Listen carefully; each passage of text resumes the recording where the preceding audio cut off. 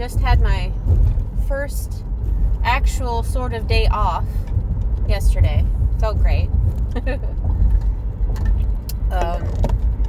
Didn't do much of anything, which I think I need a couple more of those to actually start feeling better again after working just so much. And today is technically another day off, but it's a scheduled event at the store. So that means I get to drive an hour to get there, spend, oh gosh, like 8 hours there because it's going to be running late. And then, getting home at 10. And guess who's got work in the morning? It's me. Anyway, life woes aside, going to the shop to open our mystery booster box number 2, or the couple we got a bunch of people that signed up and paid their share for it. That was a couple weeks ago, so I'm pretty sure some guys are going to be upset about that. A little upsetty spaghetti. But hey, whatever.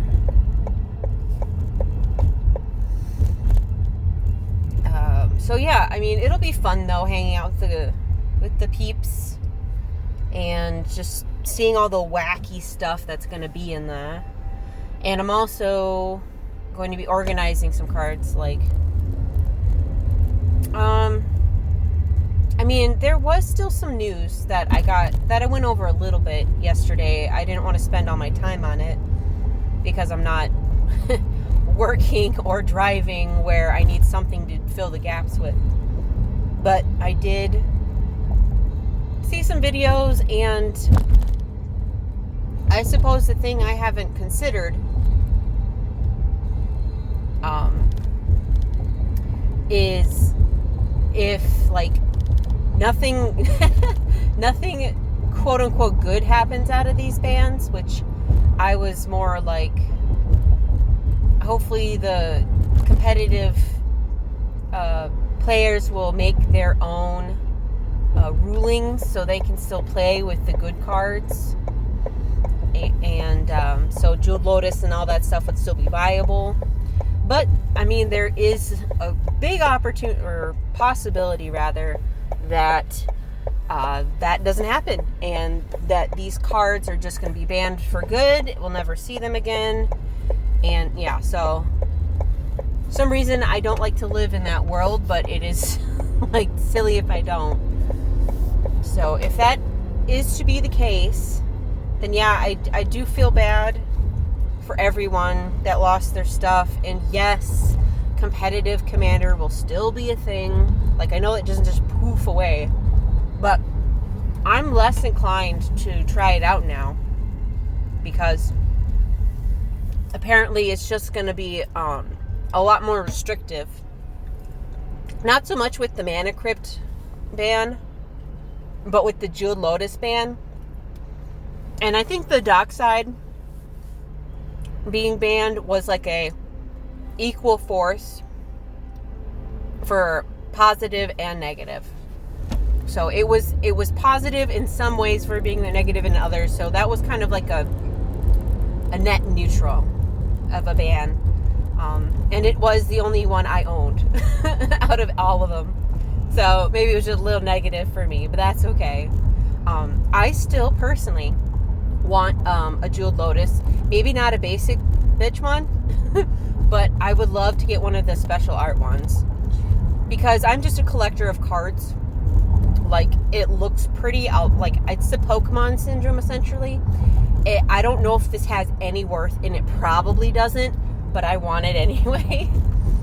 So I'm probably gonna buy one when it gets to a decent price for that. And because it's gonna be, if this banning stays true, and WotC hasn't printed out any more of them in upcoming boxes, which I'm pretty sure that is the case, that means this card is never going to be printed again. Jeweled Lotus, J-Lo, because it has no format.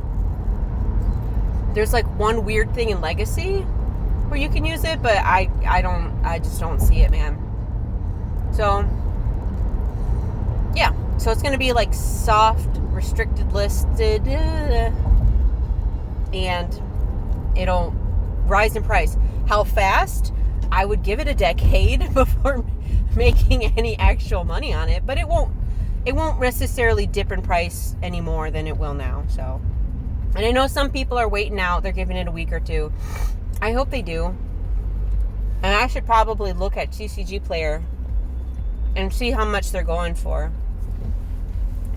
And maybe if anyone at the shop has decided to sell theirs, even though the owner is strictly like, we're not buying it.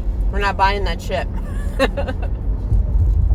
So I'm going to see if I can convince them to be like, Jay, like the special ones maybe would still sell. I mean, they're not going to go for what people probably paid them for. But, so yeah, maybe we'll pull one of those awesome Lotuses. And if I do, I know I'm keeping it. And if someone else there pulls it and doesn't want it, well, that's why I always have cash on me. I'm not good with trading, granted, because unless it's a card I really want, I'll trade whatever. Like, you know, you want a bunch of this stuff for your deck, and you got something. Just find something cool. Do I need it? Probably not. But yeah, we'll trade. Like, I've always been a very easy trader, but not many of the guys there actually trade. So I just keep cash. Like, if I really like a card and they don't want it, I got the cash. So yeah, we'll see if that happens. And you know, this is kind of like the worst outcome if all of them are, you know, banned and nothing gets done about it. It's the saddest outcome, but it is totally possible, and I should be prepared for that being the case. Oh my God, this road is cursed. Stopped at every light. Whew, cursed lights. Anyway, I was watching yesterday, like, I'm constantly fascinated by the different versions, different types, different sides, spectrum, whatever of a hobby. And it's probably because I dip my toes into, like, basically everything. My hobbies are an inch deep and a mile long.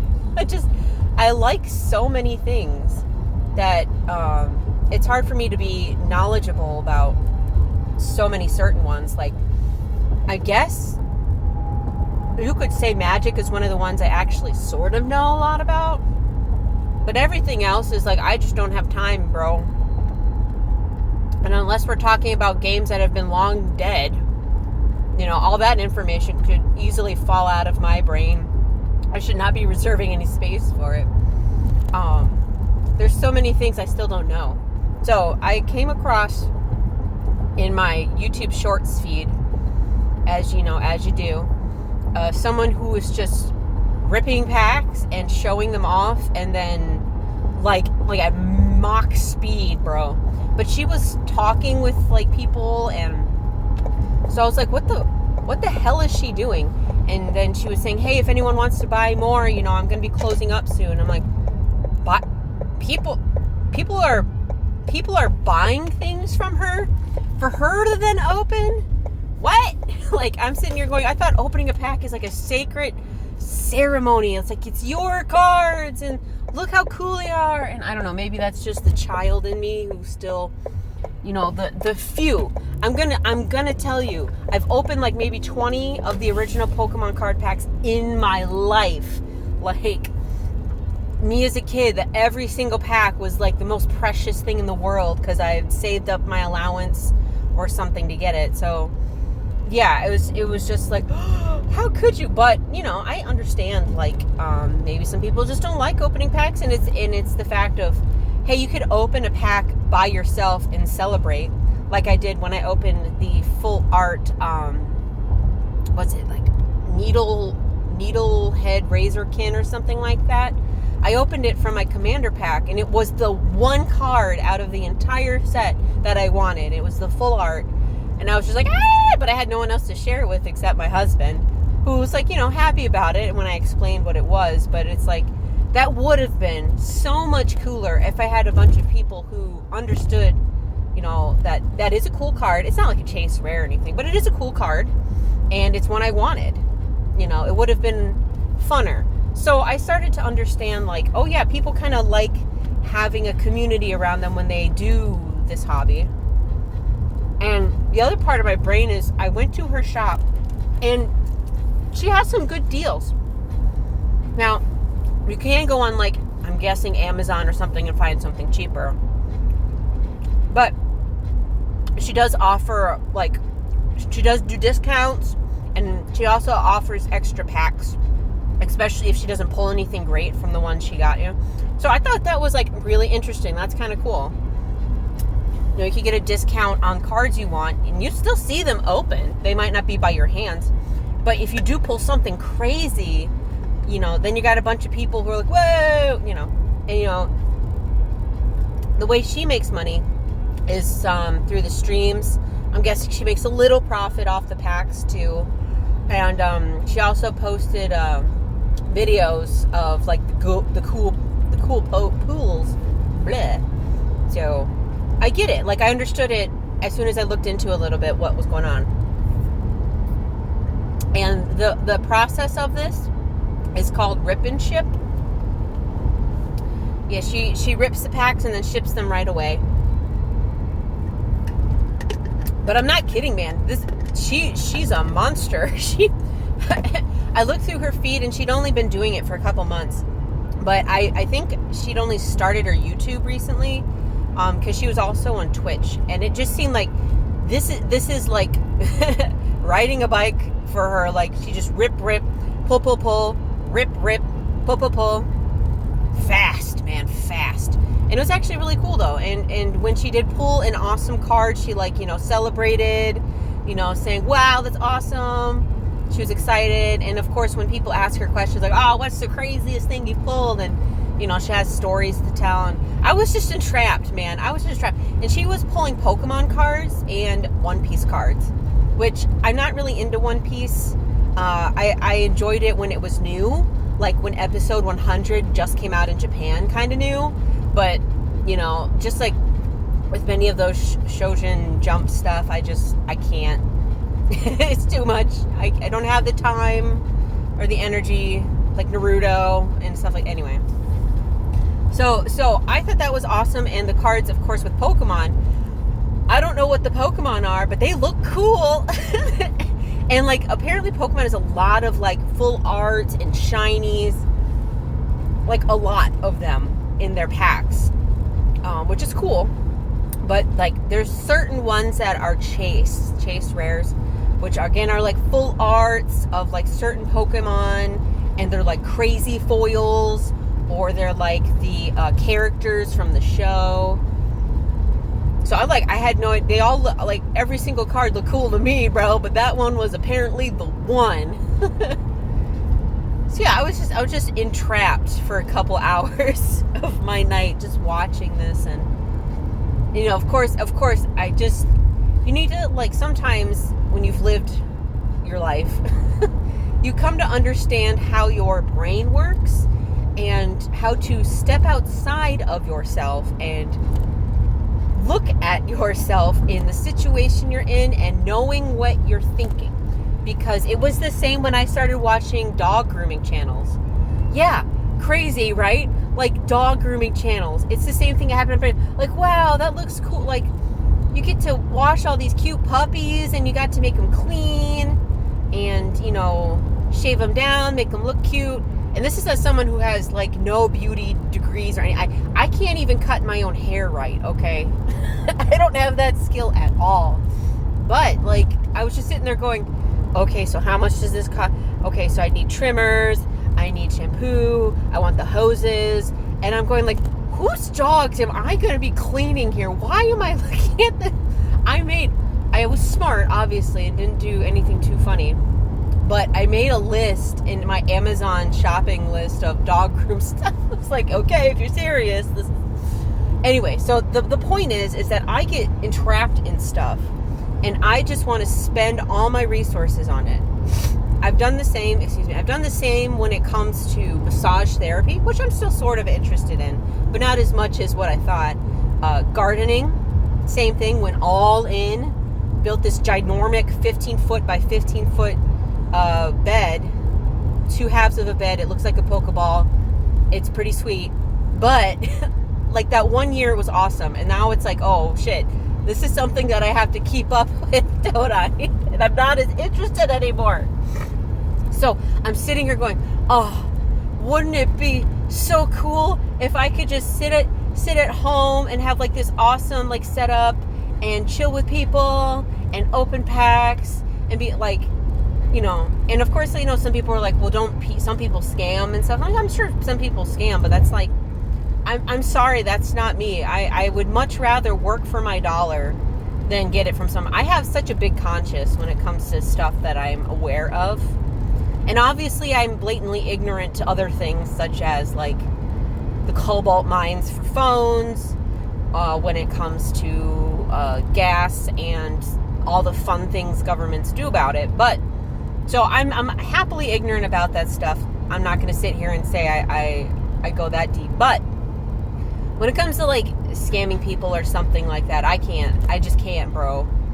I can't. And I know someone talked about like, hey, I'm an honest person. I know I am. But I'm also honest enough to say I would set aside my morals for the right dollar amount. And that was kind of like a scary process. Like, and everyone's like, no, I would never.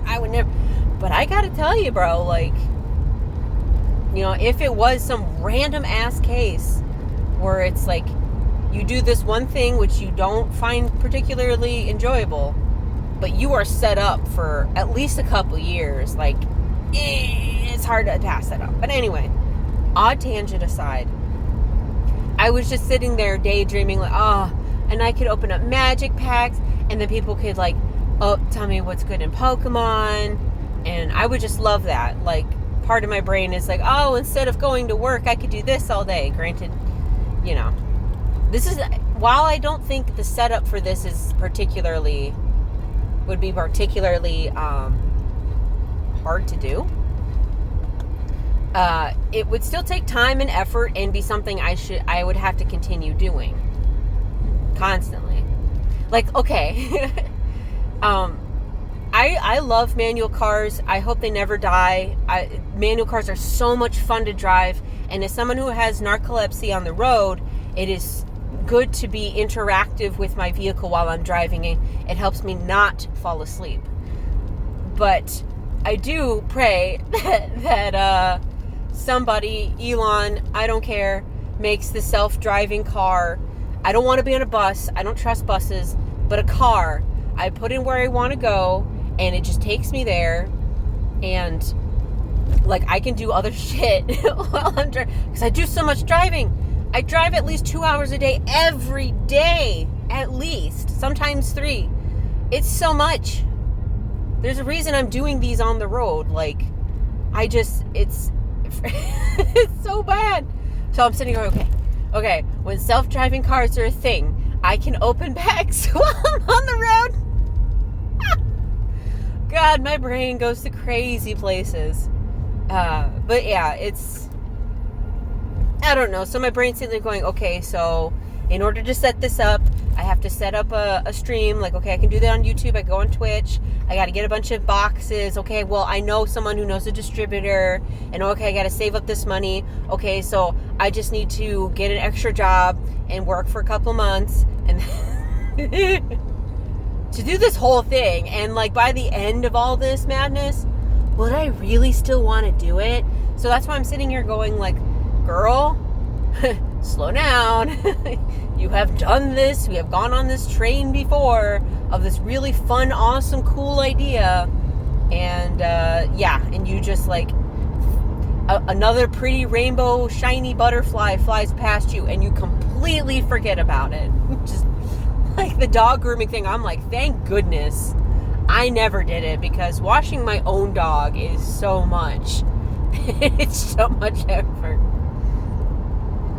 Yeah, so it's a nice dream. I'll say that. It's a nice dream. I love the sound of opening the packs and smelling the new cards. Again, even if I don't keep them, that's not the point. It's like the fun of it. So I was a little jealous, of course, of her stream, but I was super happy, especially when it seemed like she really enjoys what she does. So I was just happy for her in the end, and I hope she gets bigger and is able to do a lot more. And like, I'll keep an eye out on her shop. She doesn't sell magic, and I honestly think she never should. But if she gets some Pokemon packs that are decently cheap, I might consider picking up a box and stuff like that. She does make it a really nice experience if you're a first-time buyer. She gives you like a little promo card and stuff too. She's really cool. And if anyone's interested, her YouTube is Universe TCG, and that's also her shop too. So yeah, I found that's really cool. And again, it's just facets of this community, card gaming, that I just never experienced before, called Rippin' and Shippin'. And then, of course, as soon as I search, I'm sure there's more channels that do this, right? And there are. I don't think they're as, to me, not as cool, I guess. Like, I mean, they have their little layouts, and they rip the packs in front of them. Like, the camera is where their face is, so we're viewing it as if we were the ones opening it. But, on Unistream, she opens them up in front of the camera with her face in front. So she pulls the cards in front of the camera and watches the camera to see what's pulled. And I think that's a lot cooler. It's a little more interactive, I would say. And she has a cute little neon sign in the back, so all that stuff. So I liked hers more, but of course I didn't really see many others. And some other people are like, oh man, this is really cool, and they sit there and talk about it for a while.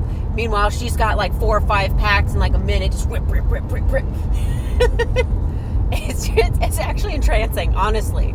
Like, if you want to sit there and chat about the cards, she's probably not the best person to stream. And I saw a couple people are really good at that.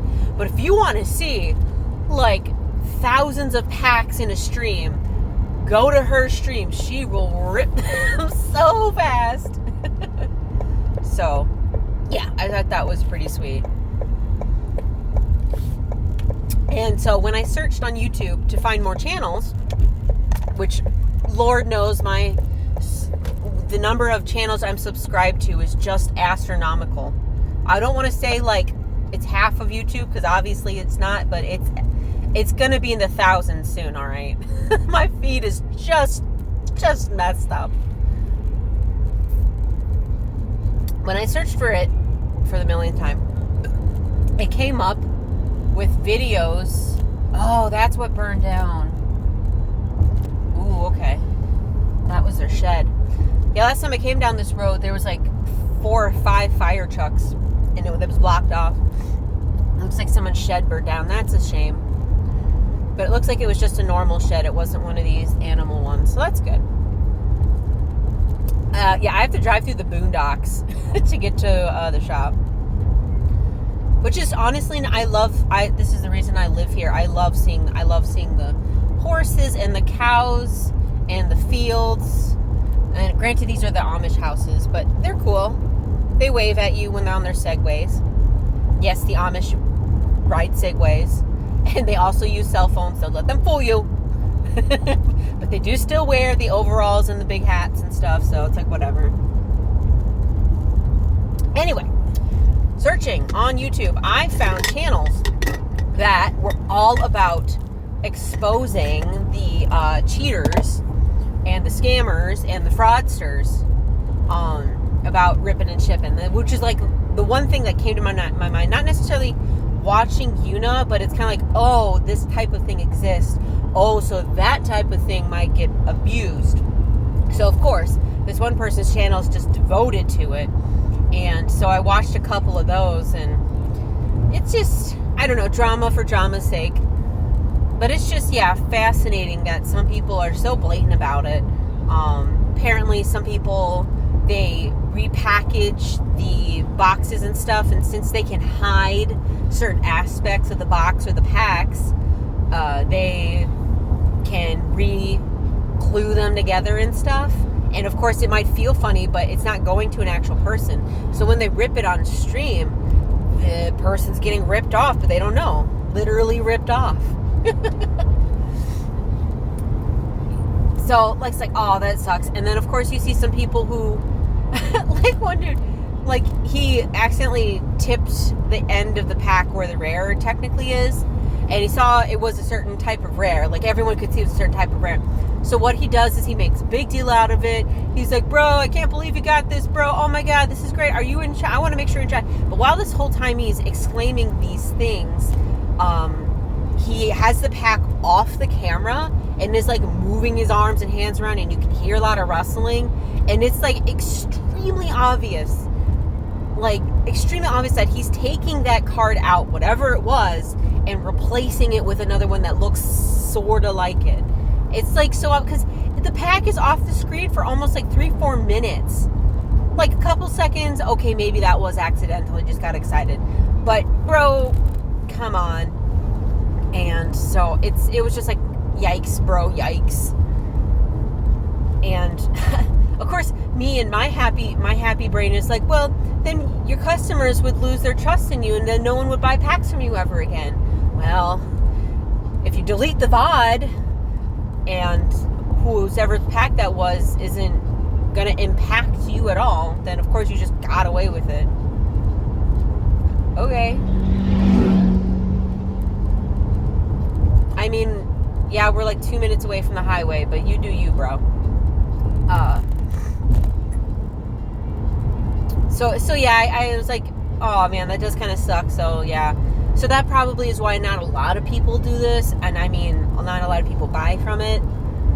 But if you are trustworthy, like I'm quite sure Una is, I mean, that's totally cool. I think that's awesome. Then he also did some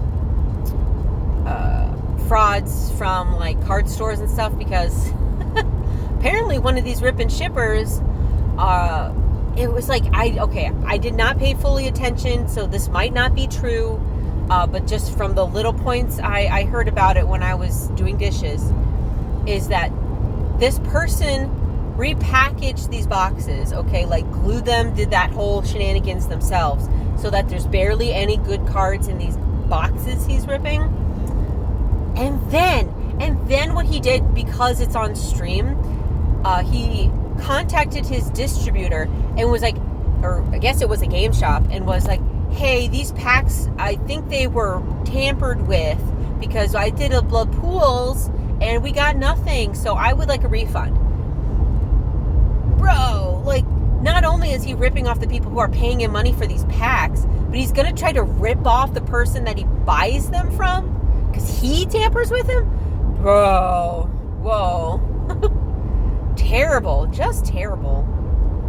But that's, if people can take advantage of others, it's just the opportunity's there. Some people will do it.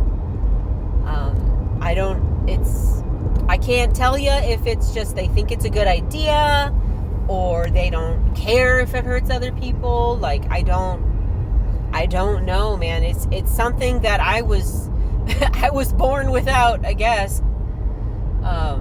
Because like I said, like the whole quandrum of there's a certain dollar amount that anyone can be bought with. I think that's possibly true with it. Mostly everyone. I think so. But what some people would say then is how little you would sell your reputation for. I guess that is the flexible, questionable part of it. Like, if you're gonna scam people out of money or take deals that compromise your standings, whatever those might be, why would you settle for something so low? Like, from the guy that messed around with the pack after he figured out what was pulled, it was only like a $300 card. Wow, okay, that's a $300 card. Wow, that's a big pull. Would you really risk your whole business, your reputation, the whole reason you can do this, for a $300 card? Like, see, that's the question. That's the interesting thing. And as an observer, more of an observer of humanity rather than, okay, let me fix my neuter. It's yeah, there you go. Rather than like just saying, wow, that was a great poll, and then continue on, like, what goes in people's brains? Like, I don't know. I guess, okay, when I was young and dumb, like, I found $100 on the floor of a Target bathroom. Like, just cash. Just straight cash. Yeah, my friend and I took it and we spent money. We spent the money. Yeah, we did. Would I do that today? I don't know. Because part of me is like, okay, there's some cash that was gone. If I give it to the front desk, the people at the front desk are probably going to take it. So I don't know. That's questionable. Maybe if I had the time, I would stick around to the front desk and see if anyone said that they're missing money. I don't know. I would think about it, but I would probably take it again, to be fair. But that's because it was in the bathroom. No one saw me. I'm not taking it out of someone's purse, okay? That's a different story, I guess. But, you know, if I see $100 hanging out of some lady's purse and then it falls out, I'm going to say, hey, this fell out. You know, I'm not going to do that. Or if it's a credit card. Well, granted, it's obviously harder to use that, especially when it can get canceled right away. Nope, ain't going to do it, bro. But I've been had credit card fraud happen to me twice. Someone just had my numbers, which, you know, I guess is not too hard to get a hold of nowadays. And just use it. And the way they use it is not like what I think would be a little smarter, because not everyone checks their credit card all the time. So just like little purchases over the course of time. I don't know. Maybe that's the stupidest way to use it. But the way both time I've been scammed is they charge thousands of dollars right away and zero out my account right away. And it's like, and of course all these purchases are made in like different states. So it's extremely obvious. And the banks I've been with through that have helped me out so great. So I was never completely shafted. I was absolutely broke for a few weeks, but I got my money back in a sense. So it's never been completely terrible, but yeah, so that's probably just the question, is how little do people sell their conscientiousness for, I guess. The owner of the store that I go to, he's a pretty awesome guy, and you know, I've been a customer for almost a year now, actually. The year for the store is coming up, like the year anniversary, so it's a very young shop, but it's super popular, and he's just been growing, which is awesome. But yeah, we've talked a bit, and he's like, you know, I don't sell things based on the marketplace unless it's singles. So like when he sells commander decks, even though like the squirrel one or the black and red one from Duskborn, even though those sell for like $100 on the player market, he sells them for $60, which is the same as he sells all the other decks. And the other decks will sit there while that particular deck gets sold out. Like, it happens. He's got lots of commander decks that just sit there. But that's just how he operates. He's like, I'm not going to scam people. This is the MSRP that I agreed to, and that's what I'm going to stick with. He does the same with packs and everything else. And, you know, I was like, you know, you could just sell it for a little cheaper. Sell them for $80. If they're going for $100 on TCG and Amazon, and someone says, oh, $80, you know, they're still going to buy it, and you're still going to make more. And he's like, yeah, but I just don't feel right about it. and even though he does take a loss sometimes with this stuff, especially when he sells like video games and stuff, he basically makes no money. But he just does it because the people of the community wanted to sell and buy games. He was like, okay, fine. why? I'll do it fine, even though it doesn't really make any money. But then I asked him the question. I said, I guess it depends on what will weigh down on you more, your wallet or your conscience. And he was like instantly, oh, my conscience for sure. So it's just it's a sadly uncommon ideal, I guess, nowadays, that people care way more for a person to care way more about how they treat other people than, I guess, the benefits that they themselves can see. It is definitely a thing that humans, I guess, or humanity in general, it's a lesson that we still have yet to learn. Though we've accomplished like the whole social structure thing, like we're better together as a society than we are separated as individuals. You know, we can it's an interesting formula, I guess, complex equation, I don't know, where, okay, one person can only do so much, being one person. They can only lift so much, to be, I guess, more specific. But if you get two people, not only can you lift twice as much than one person, because obviously there's two, but you can lift things that one person can't on their own in general, because a thing is too big. You know, it's too lofty or whatever. So it's like exponential. Like, the power of 3 people is better than 2. The power of 4 is better than 5. But of course, it gets to a point where there's too many people.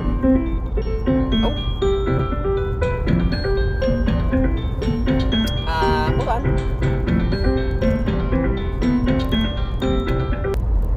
All right. Sorry about that. Friends calling to make sure I'm coming today. Yeah. That's what happens though when you live so far away from the damn store. So people can do more than one person, and of course, when there's too many people, it's hard to organize them. And anyway, that's a big long talk that I don't want to do right now. But so we figure that out as humans. I guess I could consider myself a human. That's what I'm physically am. Mentally, I'm probably human. I'm just coping. Coping that I'm a human. But what we haven't really figured out yet is, and I guess this is what the 21st century is showing us now, is people are still too materialistic, I would say. We've killed a lot of our spiritual wants and needs and beliefs to that what we care about, especially when we're in this weird corporate amalgamation of capitalism and social, I don't know, whatever you want to call it, where we care too much about the thing and not the people, where we want the best price, the best deals at the most convenient time. Like, we could give 2 craps less about the quality. Like, sure, some people, like, oh, they do care about the quality. True. I mean, that is certainly the case. Of course, that's why, I guess, with certain things, brand names are important, because that means they have a higher quality. But what I think is part of that quality section is like, who are we buying from and what are they doing? And in the 1990s or 80s, I guess, even, people started to choose big box stores. And again, it's because it was the price. They wanted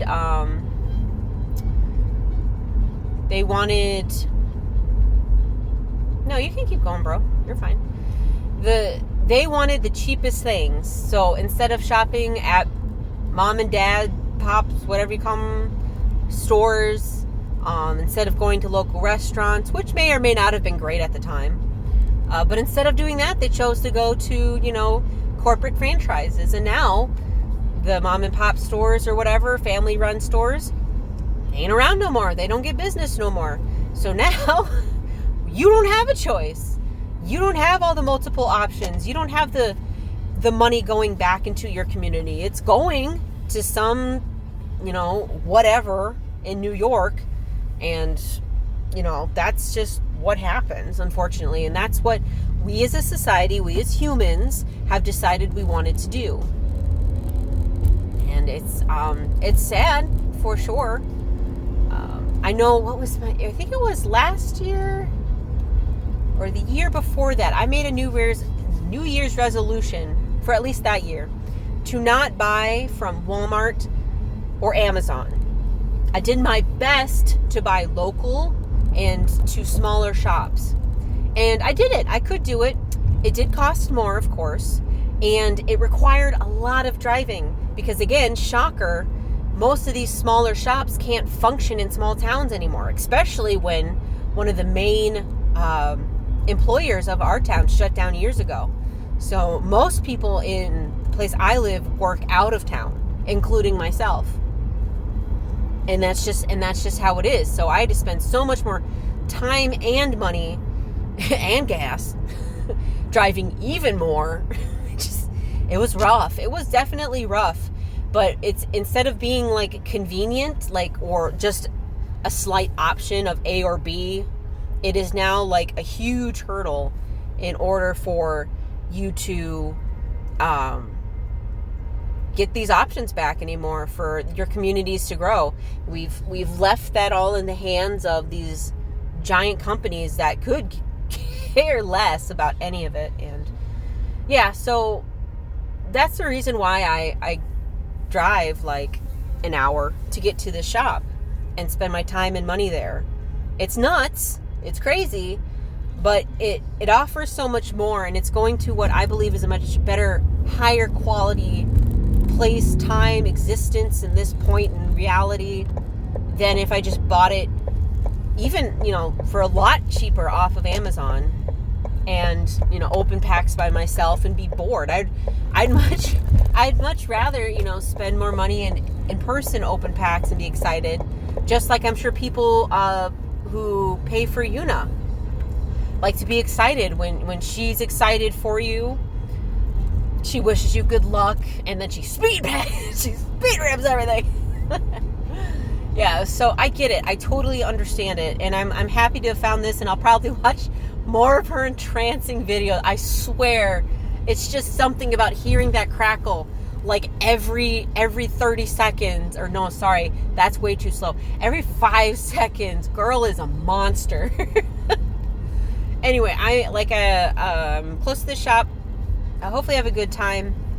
Yeah, and again, we'll see what happens with the bands, and maybe we'll pull some awesome crack tonight, whether it's banned or not. So yeah.